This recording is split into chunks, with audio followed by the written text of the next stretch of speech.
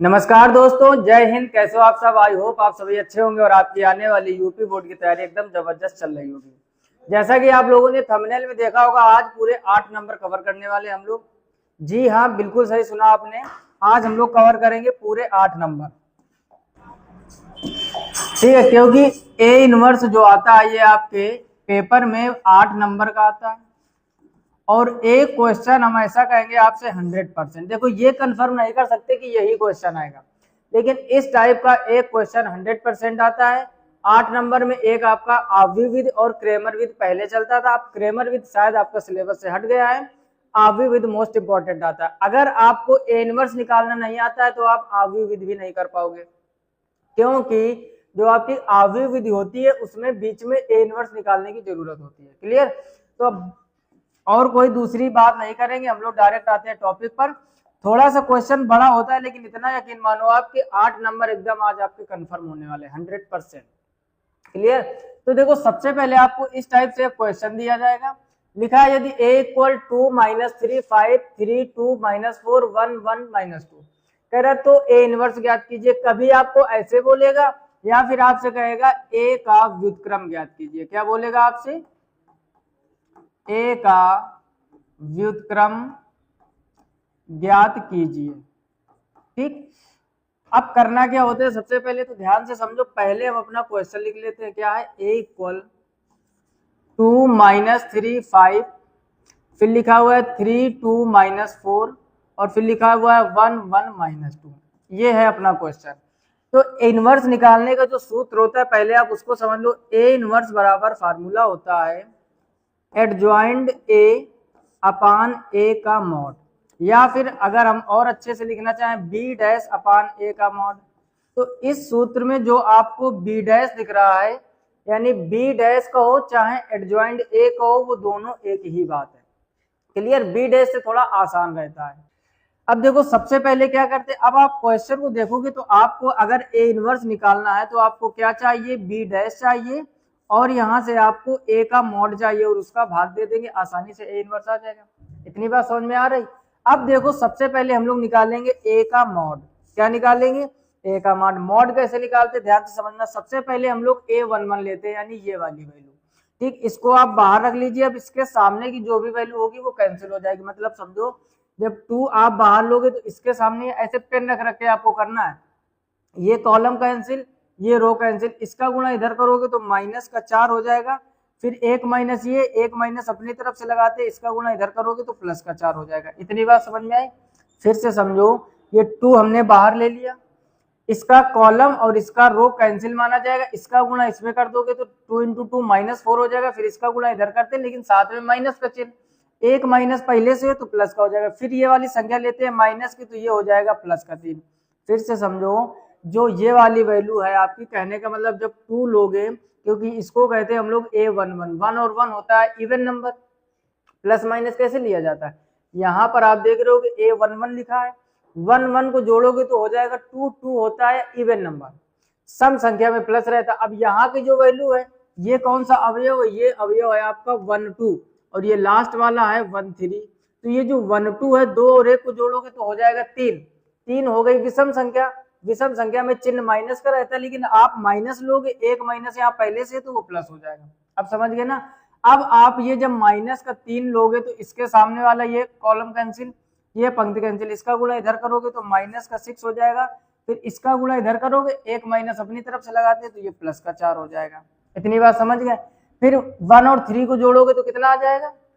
4 4 एक आपकी सम संख्या है, तो ये भी प्लस का लोगे, यानी यहाँ पर अब आगे हम लोग ले लेंगे 5। अब जब 5 ले लोगे, यानी ये वाली संख्या, तो इसके सामने का कॉलम कैंसिल, इसके सामने का पंक्ति कैंसिल, इसका गुणा इधर करोगे तो 3 आ जाएगा, माइनस इसका गुणा इधर करोगे तो 2 आ जाएगा। ये बात अगर पल्ले नहीं पड़ी है तो वीडियो बैक करके देखो, या फिर हम फिर से समझा रहे हैं। सबसे पहले ये वाली जो भी संख्या होगी प्लस या माइनस की, वो यहाँ पर रख दो। फिर इसके सामने की कॉलम और इसके सामने की पंक्ति को कैंसिल कर मानते हैं, इसका गुणा इधर करते हैं, यानी क्रॉस मल्टीप्लाई। क्लियर? और जब इसका गुणा इधर करवाते तो चिन्ह माइनस का लगा देते हैं। फिर बीच वाली संख्या माइनस की लेते हैं, पहले से -3 था तो प्लस का 3 हो गया। ये पंक्ति कैंसिल हो जाएगी, ये इसका में 2 का गुणा 3 में करोगे -6 हो जाएगा, इसका गुणा इधर करोगे तो आएगा तो -4। लेकिन एक अपनी तरफ से माइनस लगाते तो +4 हो जाएगा। फिर लास्ट वाली संख्या प्लस की लोगे, ये कैंसिल है ना ऐसे, तो फिर क्रॉस मल्टीप्लाई कराओगे 3 - 2 आ जाएगा। इतनी बात समझ गए। अब बस इसको सॉल्व कर लो तो ये हमारा आएगा a का मॉड। कभी कभार 1 या 2 नंबर में यही क्वेश्चन पूछ देता है यदि a इक्वल इतना तो a का मॉड ज्ञात कीजिए, तो बस आपको यही हल कर देना, 2 या 3 नंबर कंफर्म हो जाएंगे। क्लियर। अब देखो यहाँ पर आप देखोगे तो ये माइनस का 4 प्लस का 4 कट जाएगा, अंदर हो जाएगा 0, 0 का 2 में मल्टीप्लाई कराओगे वो भी 0 रहेगा। अंदर यहाँ पर देखो बचेगा -2 बचेगा, बाहर 3 है तो ये -6 हो जाएगा। अंदर वहां बचेगा 1, 3 में 2 कम करोगे 1 बचेगा, 1 का गुणा 5 में करोगे तो 5 आ जाएगा। तो कहने का मतलब a मॉड का मान आ जाएगा -1। इतनी बात पल्ले पड़ी कि नहीं, बस कैलकुलेशन की गई। अब हम लोग चर्चा करते हैं, थोड़ा सा आगे बढ़ते हैं। क्या अब हमको चाहिए बी डैश या फिर एडजॉइंट है। एक चीज हमेशा ध्यान रखो, जब भी आप पढ़ने बैठा करो कॉपी पेन लेके बैठो। रोज ये बात बोलते, कुछ लोग ऐसे वीडियो देख रहे होंगे, मैथ बेटा ऐसे कभी नहीं आएगी आपको, ठीक है। आपको लग रहा है कि हमको समझ में आएगा और जिस दिन एग्जाम देने जाएंगे एकदम बढ़िया बढ़िया कर देंगे, नहीं हो पाता है। और उस दिन पछताने से अच्छा है कि आज आप उस चीज को समझो और लिख लिख कर प्रयास करो, ठीक। तो उसके बाद में ए मॉड आ गया। अब हमको एडजॉइंट है या बी डैश है, तो इसके लिए हम लोग अवयव को सॉल्व करते हैं। तो ध्यान से समझना, पहले लिखेंगे a11, फिर a12, फिर a13, फिर a21, फिर a22, फिर a23, फिर a31, a32 और फिर a33, ठीक। अब इसको थोड़ा समझ लो, अगर ये वाली लाइन समझ में आएगी तो एकदम कहानी क्लियर हो जाएगी। और बस आपका 2 से 3 मिनट बाद ये निकालने के बाद मुश्किल से 2-3 मिनट लगेंगे आपको आंसर तक पहुंचने में। सबसे पहले यहाँ का रूल समझो क्या होता है। इन दोनों ये अवयव लिए गए, समझो ये है क्या। जैसे इसको आप a11 कहते हो, 11 का मतलब हो गया पहली पंक्ति का पहला स्तंभ। इसको कहते हैं a12, 12 का मतलब हो गया पहली पंक्ति का दूसरा स्तंभ। फिर इसको जो 5 लिखा है इसको कहते हैं 13 यानी पहली पंक्ति का तीसरा स्तंभ। फिर आप देखोगे यहाँ पर पंक्ति हो गई दूसरी, तो दूसरी पंक्ति का पहला स्तंभ में तभी 2-1 लिखते हैं, दूसरी पंक्ति का दूसरा स्तंभ में तभी 2-2 लिखते हैं, दूसरी पंक्ति का ये तीसरा स्तंभ में तभी 2-3 लिखा है। समझ में आ रहा है कि नहीं। फिर तीसरी पंक्ति का पहला स्तंभ में तो 3-1 लिखा है, तीसरी पंक्ति का दूसरा स्तंभ में तो 3-2 लिखा है, और तीसरी पंक्ति का तीसरा स्तंभ तो 3-3 लिखा है। क्लियर। अब इनको जोड़ोगे, जो जो सम बनना है उसके सामने प्लस, जो विषम बनना है माइनस, तो प्लस माइनस प्लस माइनस ऐसे क्रम से चलता चला जाएगा। ये क्रम नहीं है, फिर से समझो, कभी भी 2 क्रॉस 2 की मैट्रिक्स आती है, जैसे ये लिखा हुआ है आपका 3 क्रॉस 3, यानी 3 पंक्तियां हैं 3 स्तंभ में। लेकिन जब 2 क्रॉस 2 का आएगा तो फिर आपका ये प्लस माइनस सीरियल मत याद करो, हमने कहा जोड़ते हैं, अगर सम आ रहा है तो प्लस और विषम आ रहा है तो माइनस, रूल ये होता है। तो वो क्रम से प्लस माइनस बन ही जाता है। अब बस आपको यहाँ पर सॉल्व करना है। तो समझो a11 कहाँ पर है, गौर से देखो, तो a11 आपका यही तो है पहली पंक्ति का पहला स्तंभ। तो इसके सामने कुल मिला के समझ लो जहां पर अवयव वहीं पर राइफल चलाता है। आप सामने किसी पर राइफल चलाओगे तो मर जाएगा ना, खत्म हो जाएगा ना। जहां पर जिस अवयव को हम लेंगे ये समझ लो वो अपने सामने राइफल चला रहा है, उसके सामने का पंक्ति और स्तंभ खत्म। बात समझ गए कि नहीं। अब देखो ध्यान से, जैसे आपने 2 लिया तो इसके सामने का ये स्तंभ ये पंक्ति खत्म, इसका गुणा इधर करो, इसका गुणा, तो 2 का गुणा 2 में करोगे 4, लेकिन चिन्ह लगाया माइनस, तो यहाँ पर हो जाएगा -4। फिर इसका गुणा इधर करते हैं माइनस चिन्ह के साथ, लेकिन माइनस पहले से लगा तो प्लस का 4 हो जाएगा। इतनी बात समझ गए। दूसरा ब्रैकेट का आएगा, अब आप -3 लोगे तो ये कैंसिल -6 और +4। अब तो समझ में आ रहा होगा ना, -6 +4 हो जाएगा। फिर पहली पंक्ति का तीसरा स्तंभ यानी 5, जब 5 लोगे ये कैंसिल हो जाएगा। देखो ध्यान से यहाँ पर अब लिख रहे ये कैंसिल हो जाएगा, ये तो ये क्या हो जाएगा 3 - 2। इतनी बात समझ में आई, ठीक। यहाँ पर ये -2 है, कंफ्यूज ना होना बिल्कुल भी। उसके बाद अब देखो यहाँ पर लिखा है 2-1, दूसरी पंक्ति का पहला स्तंभ, 2-1 यानी इस 3 की बात हो रही है, तो ये कैंसिल हो जाएगा, ये इसका गुणा इधर करोगे तो प्लस का 6 हो जाएगा और माइनस का 5, तो अगला हो जाएगा 6 - 5। इतनी बात समझ गए। उसके बाद फिर ध्यान से समझो, अब लोगे बीच वाली संख्या 2, तो ये पूरा कॉलम कैंसिल हो जाएगा, ये पंक्ति कैंसिल, इसका गुणा इधर करोगे तो ये हो जाएगा -4 और इधर हो जाएगा -5, तो अगला हो जाएगा आपका -4 और -5। बोलो कोई समस्या। इस लास्ट वाले कोने का गुणा इधर कराए तो -4 हो जाएगा, माइनस चिन्ह के साथ इसका गुणा इधर कराओगे तो -5 हो जाएगा। अब ले रहे हैं हम लोग -4 यानी 2 3, तो -4 लेके ये कैंसिल हो जाएगा, ये इसका गुणा इधर करोगे 2 + 3, तो अगले ब्रैकेट में आ जाएगा 2 + 3। समझ में आ रहा है कि नहीं। पेन रख रख के आप करना बहुत आसान होता है, पेन ऐसे रख रख के करोगे जैसे हम बता रहे हैं आपको। अब 3-1 3 1 आपका ये कैंसिल, इसका गुणा इधर करोगे तो 4 3 12 हो जाएगा और -10, तो अगले ब्रैकेट में क्या आ जाएगा 12 - 10। अगला 3 2 यानी इस 1 की बात करें, ये कैंसिल हो जाएगा, ये कैंसिल हो जाएगा, -8 -15, तो ये अगला क्या हो जाएगा -8 और -15। बोलो कोई समस्या। अगला 3 3 यानी लास्ट वाला लोगे, ये कैंसिल हो जाएगा, तो 2 दूनी 4 और -9 यानी 4 माइनस, लेकिन माइनस माइनस क्या कर देगा प्लस। इतनी बात समझ में आ गई। यानी इस 1 को लोगे ये और ये कैंसिल, तो 12 - 10 हो जाएगा, वो लिख दिया। 3 2 यानी ये वाला 1 लोगे तो ये कैंसिल, -8 -15 हो जाएगा, तो वो लिख दिया। फिर -2 लिया, ये कैंसिल, इसका गुणा इधर, तो 2 दूनी 4 हो जाएगा और इसका +9 हो जाएगा। ठीक, अब इसको आप थोड़ा सा सामने लिख लीजिए। यहाँ पर देखोगे 4 से 4 कट जाएगा, क्या आ जाएगा 0। अगला बचेगा, देखो ब्रैकेट के अंदर -2, ध्यान से समझो, ब्रैकेट के अंदर क्या बचेगा -2 और बाहर भी माइनस है तो प्लस का 2 हो जाएगा। 3 में 2 कम करोगे 1 बचेगा, बाहर प्लस है तो 1 ही रहेगा। 6 में 5 कम करोगे 1 बचेगा, बाहर माइनस है -1 हो जाएगा। -4 -5 -9 हो जाएगा, प्लस तो ये -9 हो जाएगा। 3 और 2 5 होता है, बाहर माइनस है तो -5 हो जाएगा। 12 - 10 2 बचेगा, बाहर प्लस है 2 हो जाएगा। 15 और 8 कितना होता है 23, माइनस का 23 हो गया, बाहर माइनस है तो ये प्लस का 23 हो जाएगा। और 9 में 4 जोड़ोगे आ जाएगा 13। इतनी बात समझ में आ गई। बस अपना मेन काम हो चुका है। तो अब अगर हम देखो दोनों तरीकों से हम बताएंगे। जब आप डायरेक्ट एडजॉइंट ए निकालोगे तो ध्यान से समझो, अगर हम यहाँ पर निकालें एडजॉइंट ए, तो देखो ये 1 1 यानी 1 1 1 2 1 3, अगर हम एडजॉइंट ए निकालें तो ऐसे लिखेंगे कुछ इस टाइप से। ठीक, ऐसे लिखेंगे इस टाइप से। अब देखो A11 वाला 0 आ गया, 0 रखोगे। अब ये 1 2 का मान क्या है 2, लेकिन लिखना होता है यहाँ पर, लेकिन लिखोगे यहाँ पर क्योंकि डायरेक्ट एडजॉइंट निकालो, फिर 1 लिख लोगे। ठीक, इतना काम हो गया। फिर 2 1 आपका इधर आ जाएगा, -1, फिर इधर हो जाएगा -9, फिर हो जाएगा -5। बस सीरियल से लिखते चले जाओ। इधर हो जाएगा 2, इधर हो जाएगा 23 और इधर हो जाएगा 13। इतनी बात समझ में आए। यानी ये जो वैल्यू है इनको ऐसे ऐसे हम लोगों ने कॉलम में सेट कर लिया। कब, जब डायरेक्ट एडजॉइंट निकालोगे। फार्मूला क्या होता है, ए इनवर्स बराबर एडजॉइंट ए अपान ए का मॉड, ये होता है ना फार्मूला।